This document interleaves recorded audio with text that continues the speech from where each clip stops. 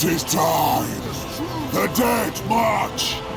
Known as the most cunning of the vampire counts, Mannfred Von Carstein was also the most magically gifted of all the Von Carstein line.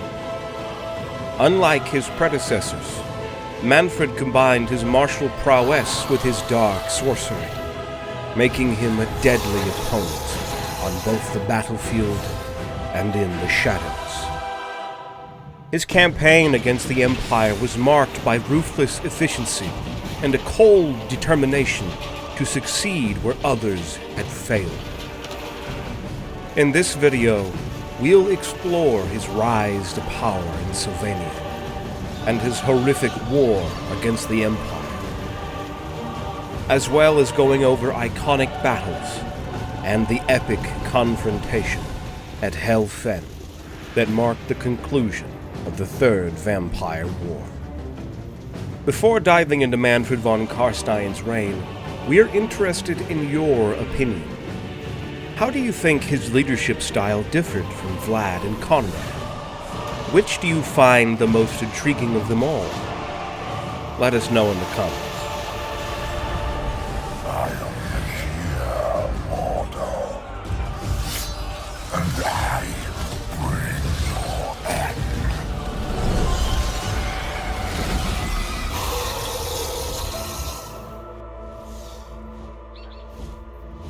Mannfred's origins are shrouded in mystery, much like many of the vampire lords of Sylvania.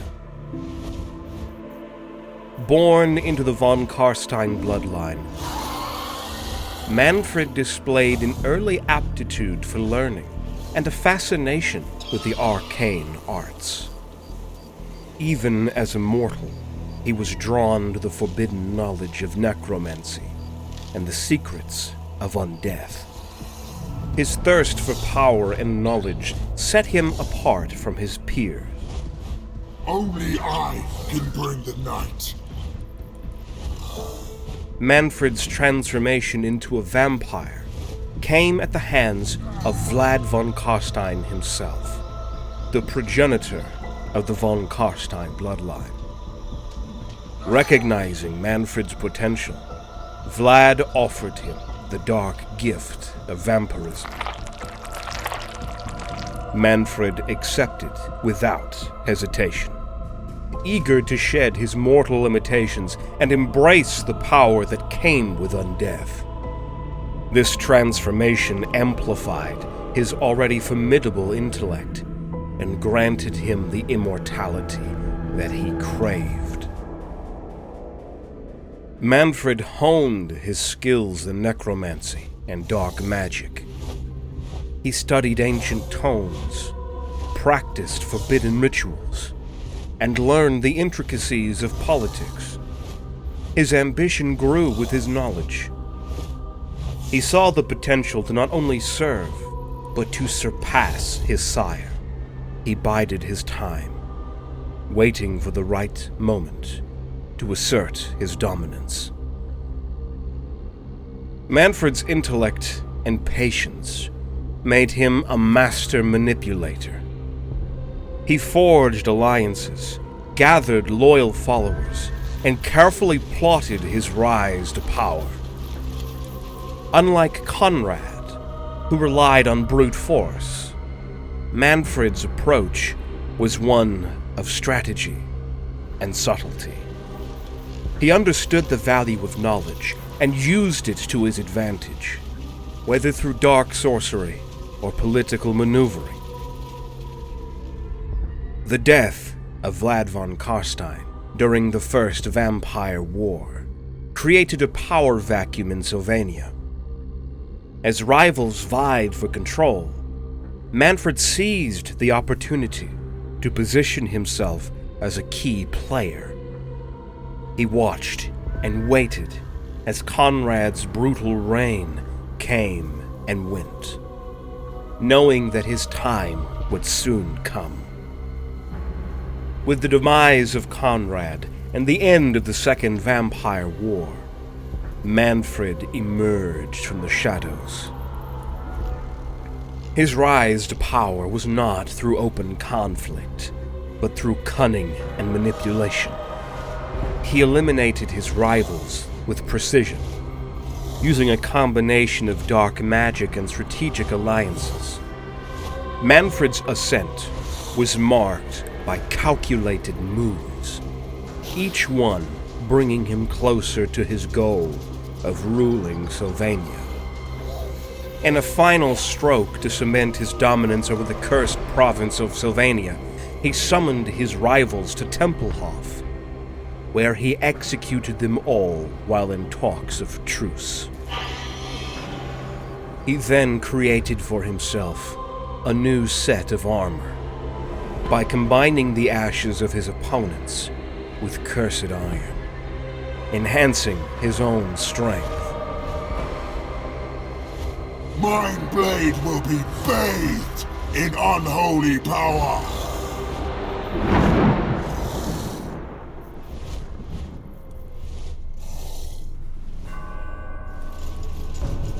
With his position as the undisputed ruler of Sylvania firmly established, Mannfred von Carstein turned his attention to expanding his influence beyond the borders of his dark realm. His ambition knew no bounds. He was set to achieve what Vlad and Conrad could not. He would become not the greatest vampire count, but the greatest vampire emperor. Mannfred's command over necromancy allowed him to raise legions of undead with terrifying efficiency.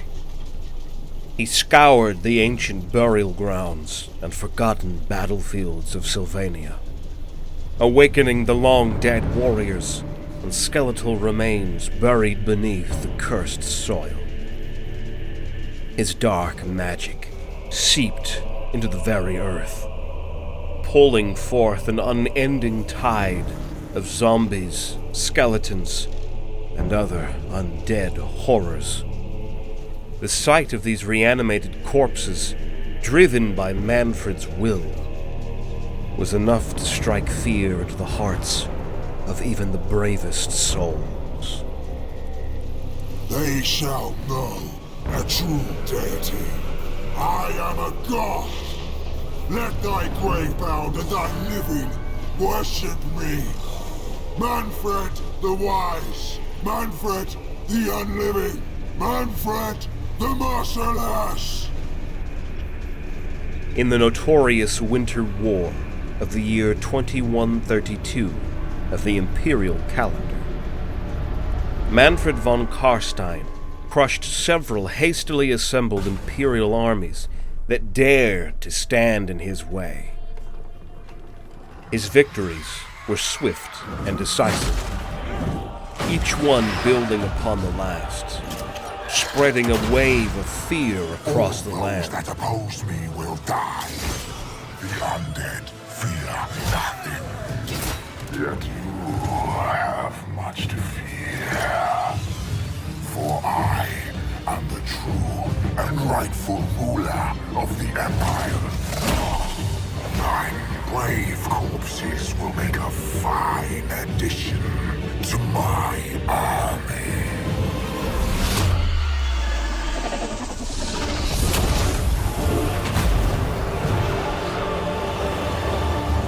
The mere whisper of Mannfred's advance was enough to send entire villages into a panic, their inhabitants abandoning their homes in a desperate bid to escape. Tragically, many of these fleeing villagers succumbed to the brutal winter, their bodies left to freeze in the unforgiving snow. Stark evidence of the dread Mannfred inspired. I've heard the rumors, and now we as a family face a choice. The choice no one should have to make. If we stay, we'll soon face the undead horrors that march upon us, and there'll be no mercy in their cold, dead eyes. But if we flee into the winter, we risk freezing to death or starving in the snow. What hope is there for us? and the very air we breathe carries whispers of our doom. I've taken my loved ones and fled, praying for a miracle in this bleak, unforgiving world.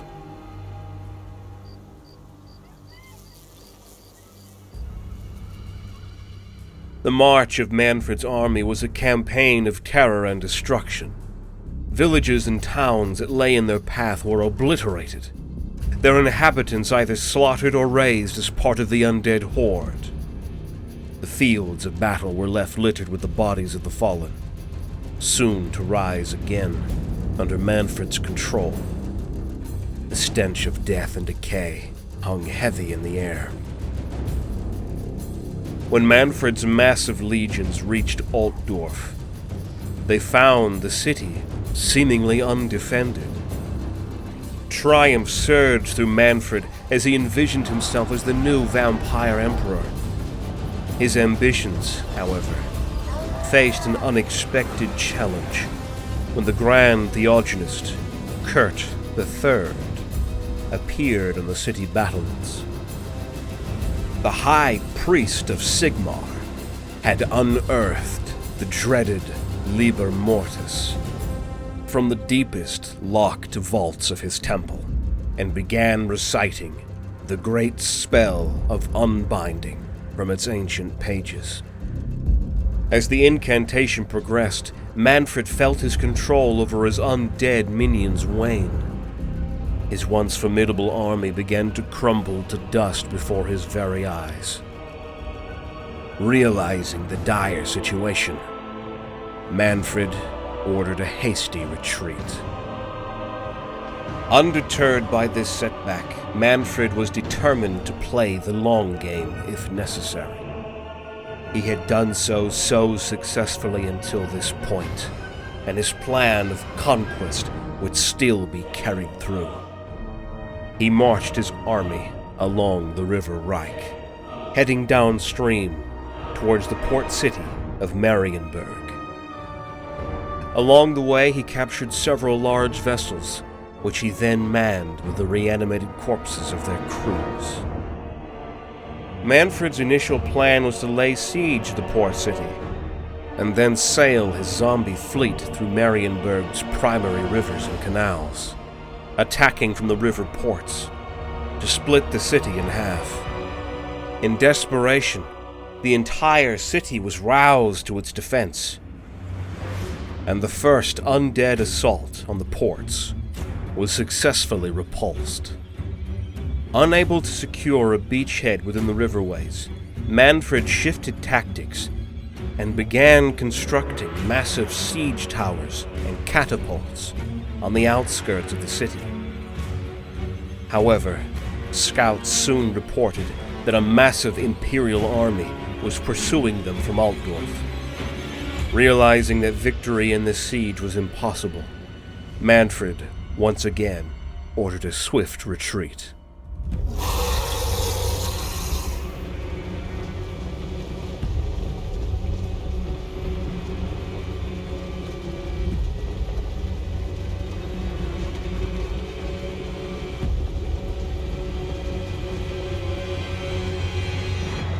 Following these events, a protracted game of cat and mouse ensued.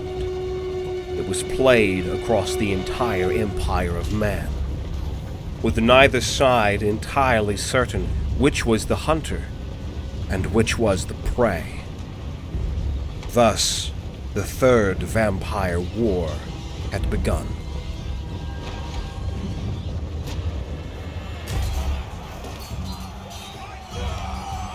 Marked by heavy casualties, significant material losses, and countless refugees fleeing the new undead menace, as Mannfred and his undead legion skillfully evaded the pursuing armies of Marienburg, Altdorf, and others that were joining in the effort.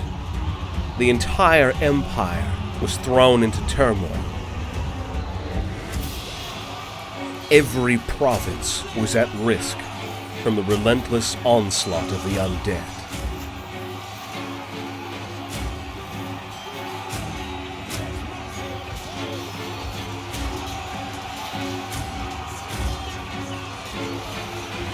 at a location named Horstenbach, the army of Ostermark managed to intercept and eventually surround the vast host of undead legions commanded by Mannfred.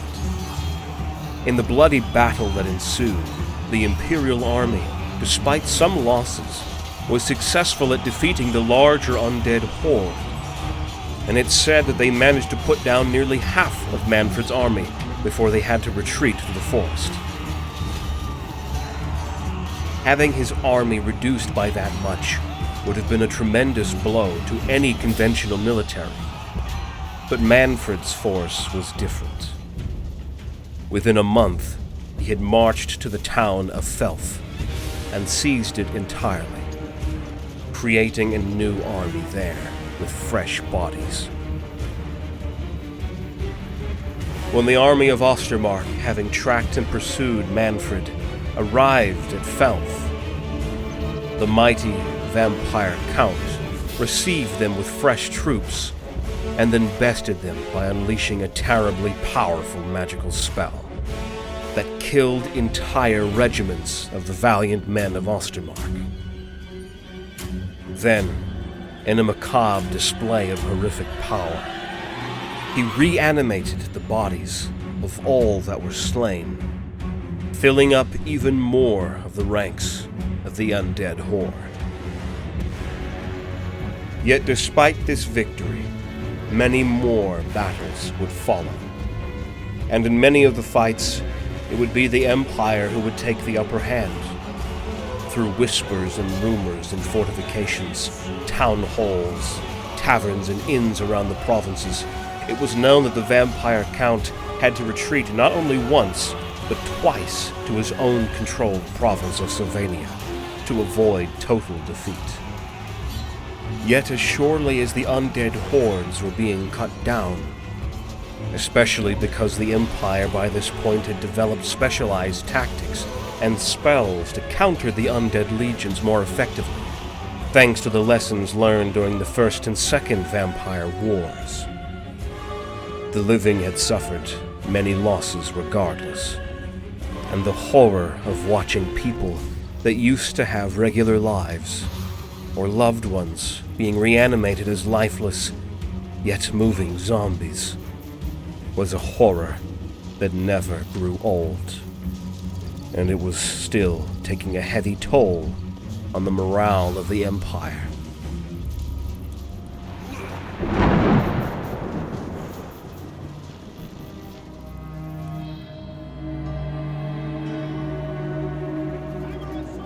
Determined not to repeat the mistakes of the First and Second Vampire Wars, the Elector Counts and Major Nobles swore a truce among themselves, vowing to set aside their differences until the dire menace posed by Mannfred Von Carstein was eliminated. United in their resolve, they began to scour the Sylvanian woods in search of the vampire count, intent on putting him down once and for all. Recognizing the severity of the threat, even the High King of the Dwarves sent a force to aid in the fight against the vampire, whose onslaught had claimed many dwarf lives as well. Must pay. Blood was spilled, and thousands of lives were lost in the many battles that followed, each clash leaving a scar on the land and its people. The conflict ranged from small skirmishes over strategic resources, such as precious supply routes and fortified positions, to full-scale battles where entire armies contested the dominion of key regions. Villages were razed, forests became grave sites, and rivers ran red with the blood of the fallen. The war against the vampires was gruesome and relentless, marked by nightmarish horrors and savage combat.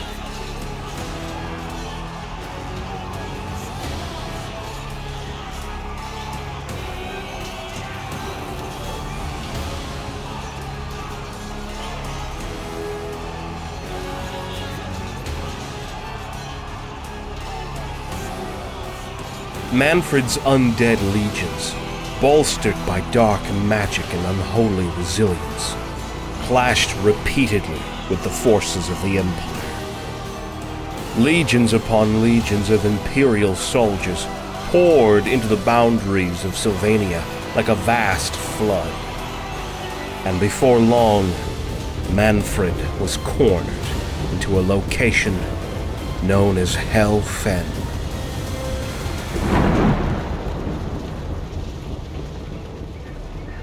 In the swampy lands of Sylvania, known as Hel Fenn, Mannfred had raised thousands of bodies from the depths of the murky waters in the lands nearby.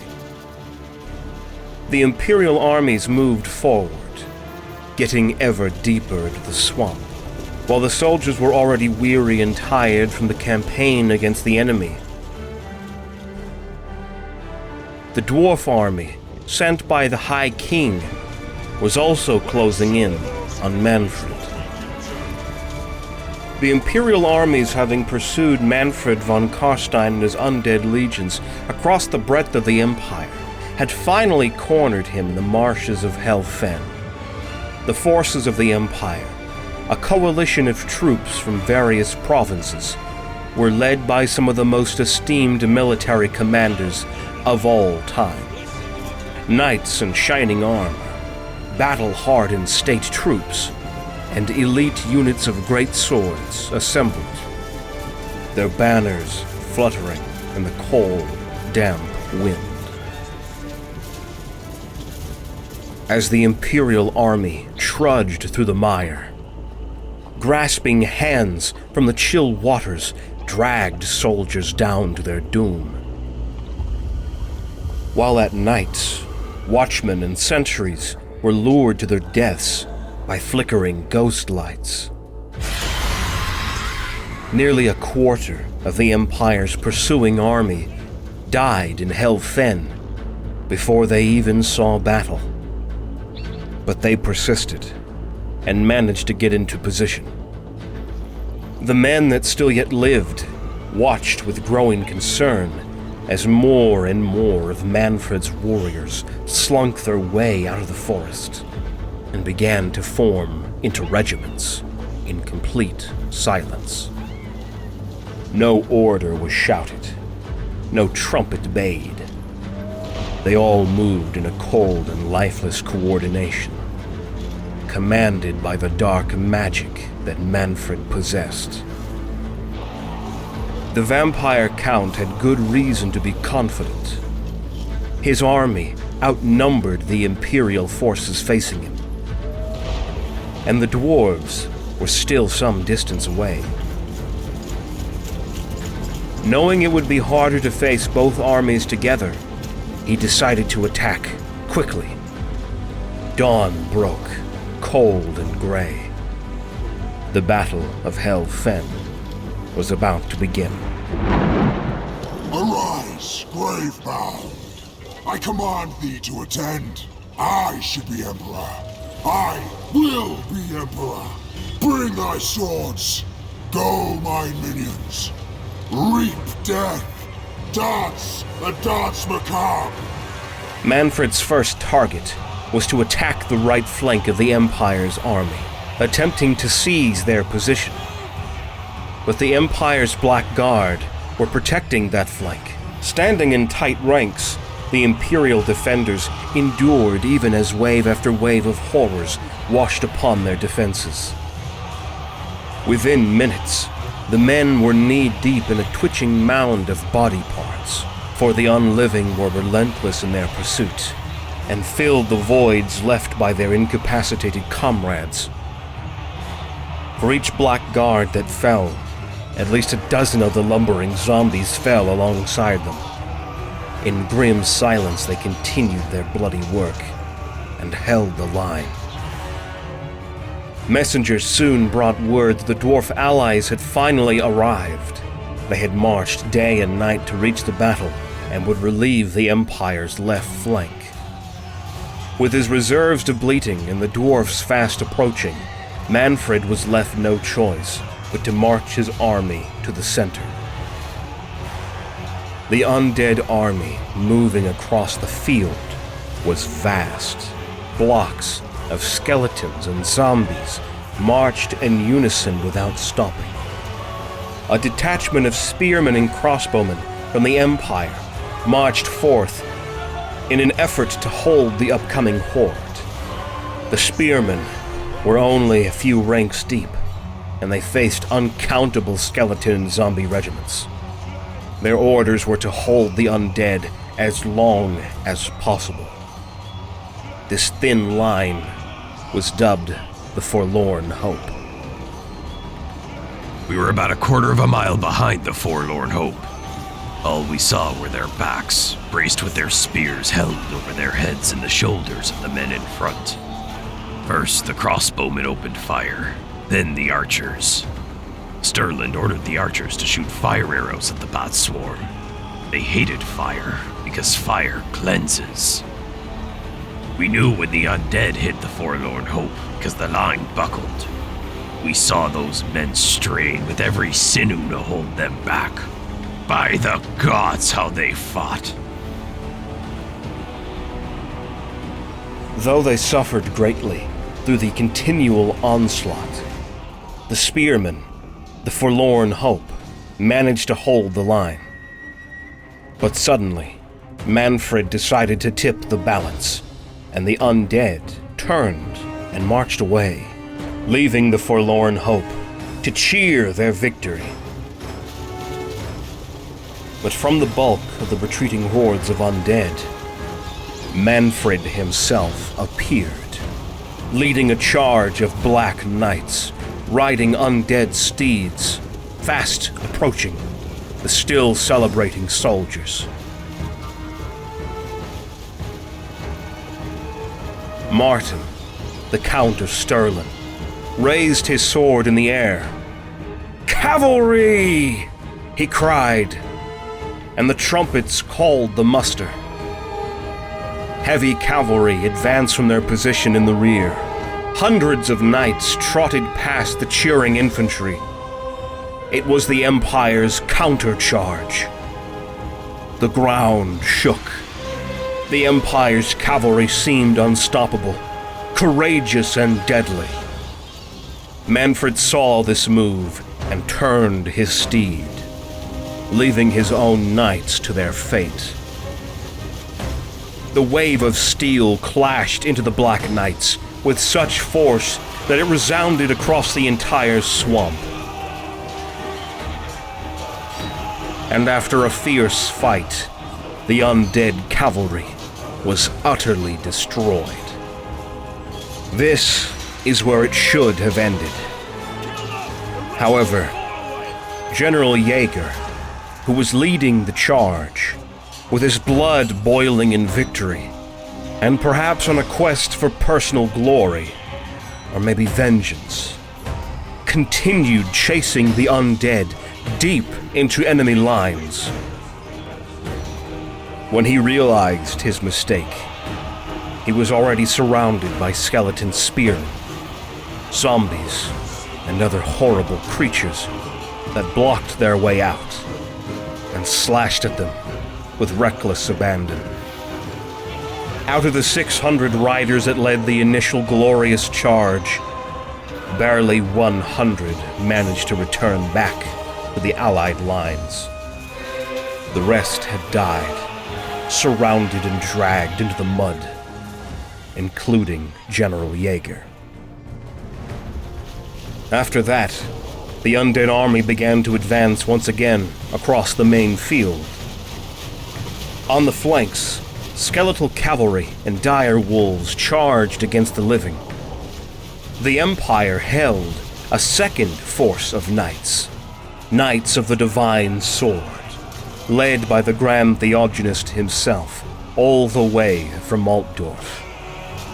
The Empire's cavalry engaged with the dire wolves, which eventually fled from the field.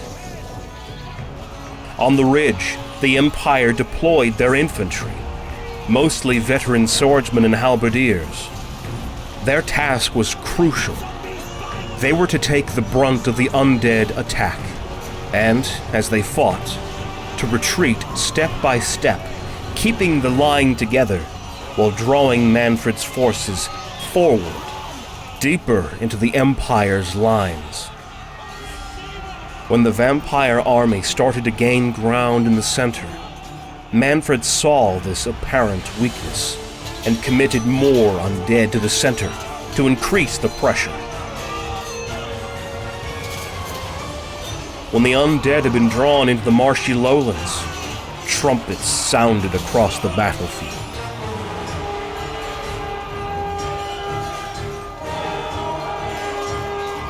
The heavy infantry and skirmishers poured out from behind the Empire lines, attacking the skeletons at the flanks. The dwarfs had also arrived on the battlefield and immediately pushed towards the center when they realized the timing was crucial. Additionally, the cavalry who had recently finished slaughtering Mannfred's direwolves crashed into the undead horde's rear. What followed was a slaughter, if such a word can even be used to describe the slaying of the already dead. The Vampire Count's legions were hemmed in from all sides.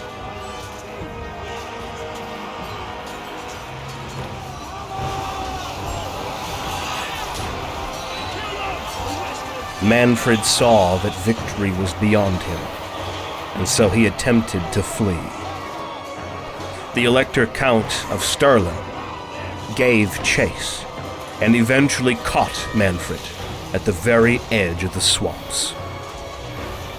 Mannfred, exhausted from the battle, and with his powers depleted from controlling such a vast undead army, was struck down by the Elector Count's rune fang. The vampire's mangled corpse sank into the depths of the swamp. And despite a long search, neither man nor dwarf ever located Mannfred's body. So it was that the reign of Mannfred, the last of the Von Carsteins, was over.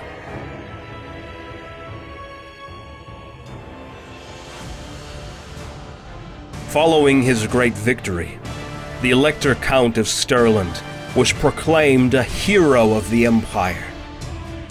He lived out the rest of his years a well-respected Elector Count, and the tactics he used to defeat Mannfred are still studied to this day in every Imperial military school. Though the Vampire Wars, as we know them, were officially over with the defeat of Mannfred Von Carstein at Hel Fenn, the Empire of Man remained vigilant. The dark knowledge and forbidden tones left behind by the Von Carsteins were far from forgotten. Over time, other vampires and necromancers would emerge, eager to exploit the sinister lore. These new threats, while not as powerful or influential as the Von Carsteins, still posed a significant danger to not only the men of the Empire, but to the dwarves, the elves, and to the other races of the world. These vampires and necromancers would take advantage of the chaos and darkness, using their necromantic abilities to raise undead legions and wreak havoc on the unsuspecting populace. Isolated incidents of undead uprisings and dark rituals became a persistent issue, forcing the Empire to maintain a constant watch and respond to all of these new menaces. The legacy of the Von Carsteins casts a long shadow, and even today, the Empire must remain ever vigilant against the resurgence of these dark powers. The vigilance and unity that brought an end to the Vampire Wars continued to be important in safeguarding the realm from these ongoing threats. After the victory at Hel Fenn, we hoped for peace, but the darkness never truly left. My family barely escaped an undead uprising last spring, and whispers of necromancers exploiting forbidden lore keep us on edge. These new threats bring death and chaos. We must remain vigilant. Just as my father did during the Vampire Wars. Our unity and watchfulness are all that stand between us and the shadows that seek to consume the world. If you would like to learn more about the undead, why not check out our video on the history of the Tomb Kings that explores the ancient Nehekara, the rise to power of mighty rulers, and their transformation into the dreaded Tomb Kings. We hope you have enjoyed this episode. Let us know in the comments what other stories and battles from Warhammer you'd like to see us cover in future episodes. We thank you for watching, and we'll see you on the next one.